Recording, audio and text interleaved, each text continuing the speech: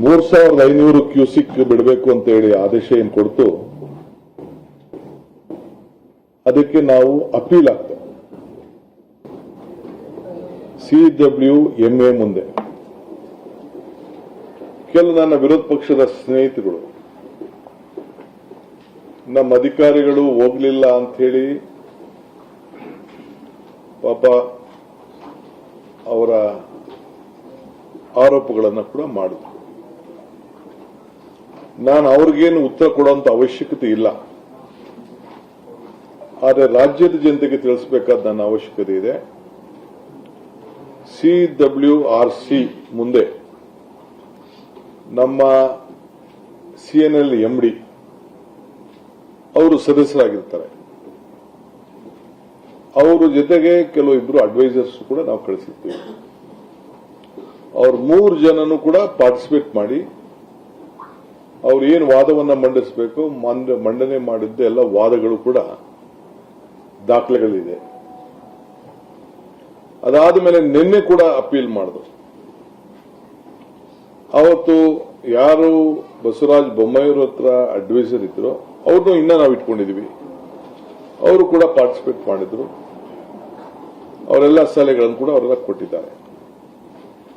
ನಿನ್ನೆ ಈ ಆರ್ಡರ್ಕಿನ ನಮಗೆ ಸ್ವಲ್ಪ ಕಡಿಮೆ ಮಾಡಿ, ಸ್ವಲ್ಪ ಟೈಮ್ ಕೊಡಿ, ಡೆಫರ್ ಮಾಡಿ ಅಂತ ಹೇಳಿ ನಾವು ಕೂಡ ಮನವಿ ಮಾಡಿದ್ದು. ಅವರಿಲ್ಲ, ನಿಮ್ಗೆ ಇನ್ನ ಜಾಸ್ತಿ ನೀರು ಬರ್ತಾ ಇದೆ, ನಮ್ಗೆ ಬಿಡಬೇಕು ಅಂತೇಳಿ ತಮಿಳುನಾಡು ಕೂಡ ಬಹಳ ಪ್ರಬಲವಾದಂತ ವಾದ.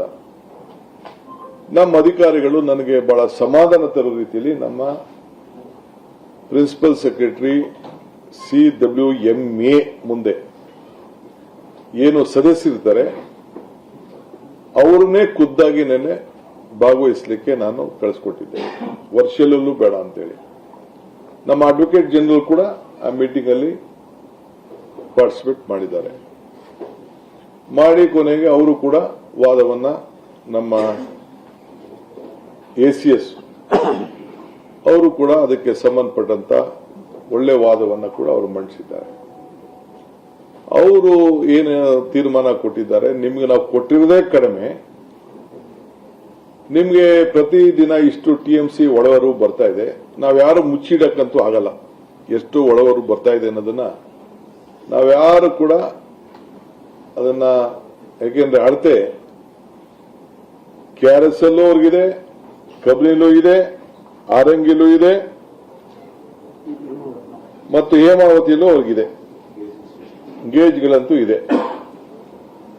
ಸೊ ಈಗಾಗಲೇ ಹಾರಂಗಿ 95% ತುಂಬಿದೆ, ಕಬಿನಿ 83% ಸ್ಟೋರೇಜ್ ಇದೆ, KRS 36% ಇದೆ, ಆರಂಗಿ 67% ಇದೆ.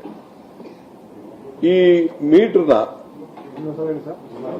ಹಾರಂಗಿ 95%, ಕಬಿನಿ 83%, KRS 36%, ಹೇಮಾವತಿ 67%. ಇಷ್ಟು ನೀರು ಇದೆ. ಇದನ್ನ ನಾವು ಏನು ಹೆಚ್ಚು ಕಮ್ಮಿ ಮಾಡೋಕ್ಕಾಗಲ್ಲ. ಮೀಟರ್ ನೀವು ಅಧಿಕಾರಿಗಳು ಆಗಲಿ ಯಾರೇ ಆಗಲಿ ಹೋಗಿರ್ತಾರೆ, ದಾಖಲೆಗಳು ಸೆಂಟ್ರಲ್ ಗವರ್ಮೆಂಟ್ ಹತ್ರನೂ ಇದೆ, ತಮಿಳುನಾಡು ಹತ್ರ ಇದೆ, ಮಾಧ್ಯಮದವ್ರ ಹತ್ರ ಇದೆ, ಎಲ್ಲರ ಹತ್ರನೂ ಈ ದಾಖಲೆ ಇದೆ. தற்போது முக்கிய செய்தி, காவிரி நீர் விவகாரம் குறித்து கர்நாடக முதலமைச்சர் DK சிவகுமார் பேசினார். காவிரி மேலாண்மை ஆணையத்தின் உத்தரவுக்கு எதிராக நீதிமன்றத்தில் வழக்கு தொடர இருப்பதாகவும், கர்நாடகாவில் ஏன் தண்ணீர் திறக்க முடியவில்லை என்பதை தீர்ப்பாயத்திடம் கூறியுள்ளோம் என்றும் அவர் கூறியதை முக்கிய செய்தியாக பார்த்து வருகிறோம். 15 நாட்களுக்கு 3500 கனஅடி நீர் திறக்க உத்தரவிட்டிருந்த நிலையில் கர்நாடகா வழக்கு தொடர முடிவு செய்துள்ளதாகவும் கூறியுள்ளார். 15 நாட்களுக்கு 3500 கனஅடி நீர் திறக்க உத்தரவிட்டிருந்த நிலையில் கர்நாடகா வழக்கு தொடர முடிவு செய்துள்ளதாக கர்நாடக முதலமைச்சர் DK சிவகுமார் கூறியுள்ளதை முக்கிய செய்தியாக பார்த்து வருகிறோம்.